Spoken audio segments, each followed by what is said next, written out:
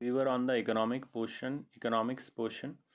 In economics portion, chapter first, that is the story of village Palampur is coming.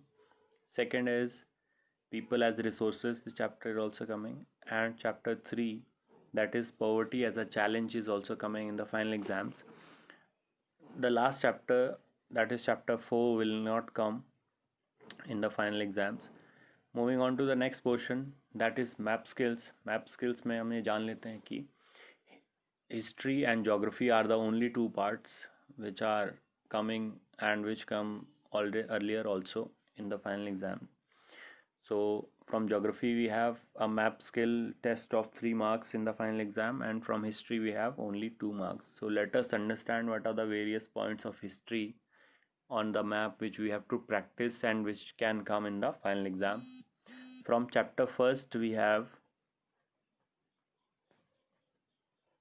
the French Revolution.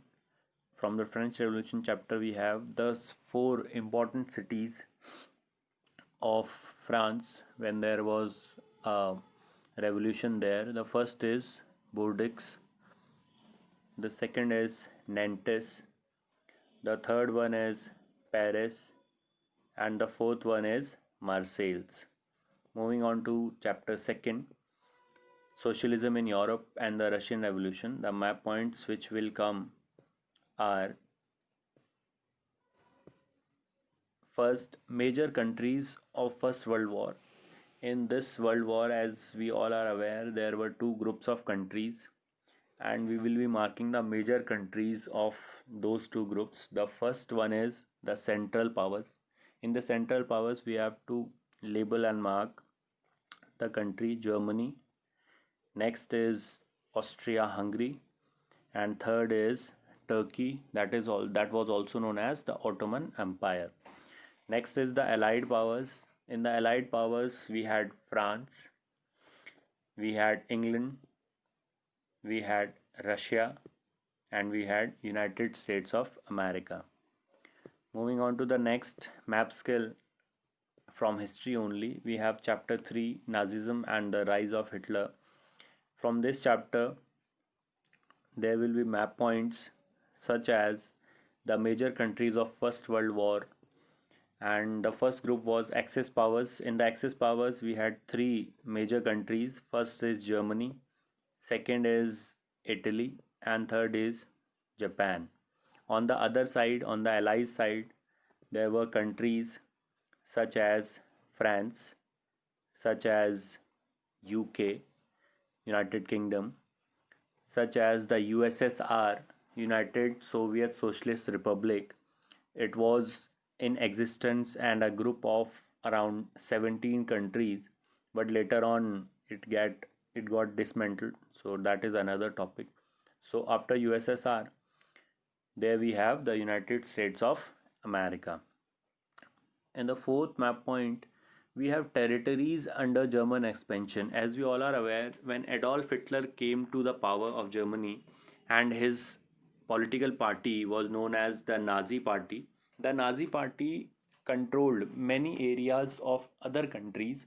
So when the Nazi power came into existence and when they controlled and annexed many territories around them, these territories needs to be marked. The first one here is Austria, second is Poland, third is Czechoslovakia, fourth is Denmark, fifth is Lithuania, sixth is France, seventh is Belgium.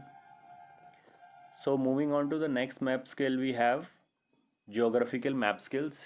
Understand that the history map skills or map points which we have marked will only come for 2 marks. So 3 marks will be there from the geography map skill. Here we have chapter first, India size and location. In this chapter, the map points first is Indian states with their capitals. We will mark all Indian states with their capitals. Second is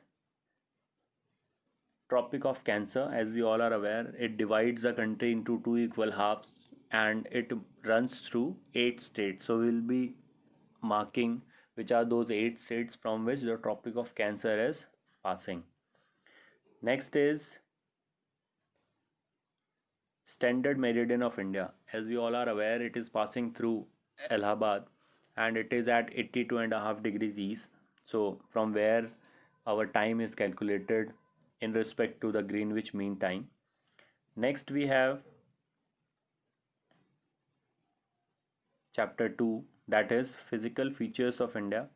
Physical features of India, we have to mark many things. First is mountain ranges, and the mountain ranges which we have to mark are the Karakoram, the Zaskar, the Shivalik range, the Aravali range, the Vindhyan range, the Satpura range, the Western Ghats, and the Eastern Ghats.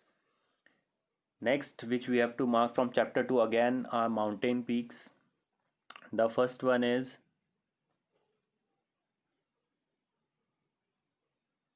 K2, that is also known as Godwin Austen. Next, we have Kanchenjunga. Next, we have Anayamudi.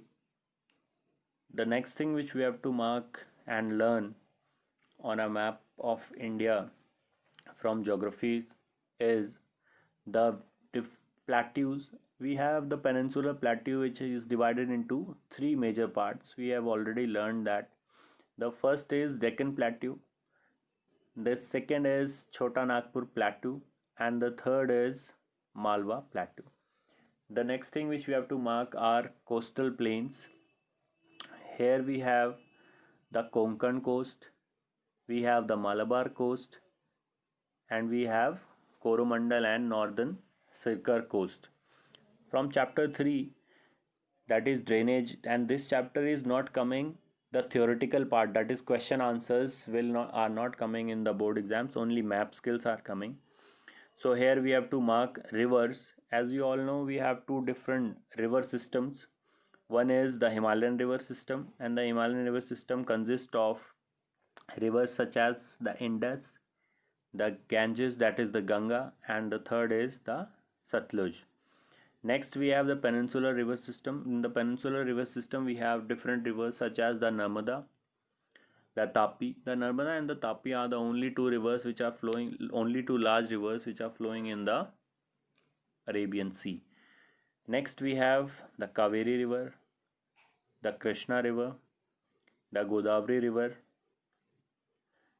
and the Mahanadi River. The Godavari River is the largest South Indian river and also known as Dakshin Ganga. Moving on to the next map skill, we have chapter 3, that is drainage again, and some important lakes which we need to mark. The first one is the Wooler Lake, that is the largest freshwater lake in India. Next, we have the Pulicat Lake, and after that we have the Sambal Lake, which is the second largest saltwater lake in India. And last, we have the Chilika Lake, that is the largest lake as well as the largest saltwater lake in India.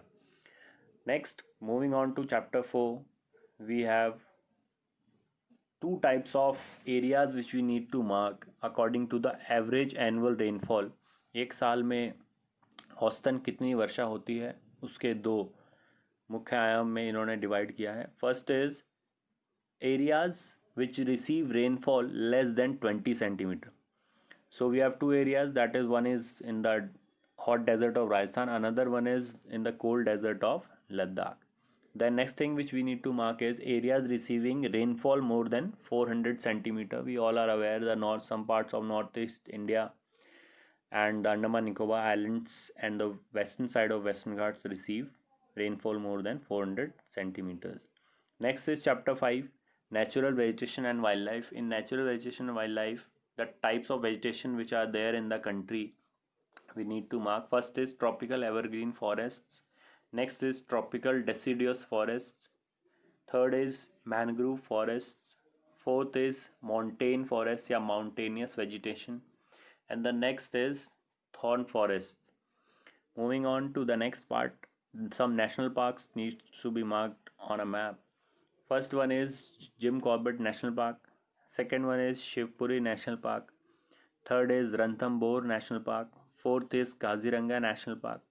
Next is Kana National Park. Another one is Shimlipal National Park. Next is Manas National Park. So moving on to the last parts of the map skills, that is from chapter 5 only, natural vegetation and wildlife. We need to mark some bird sanctuaries. Some of the bird sanctuaries which we need to mark: first is Bharatpur, another is Ranganathitu. Next is wildlife sanctuaries which we need to mark. Some of the wildlife sanctuaries which we need to mark are Sariska. Next is Rajaji. Next is Mudumalai, Dachigam,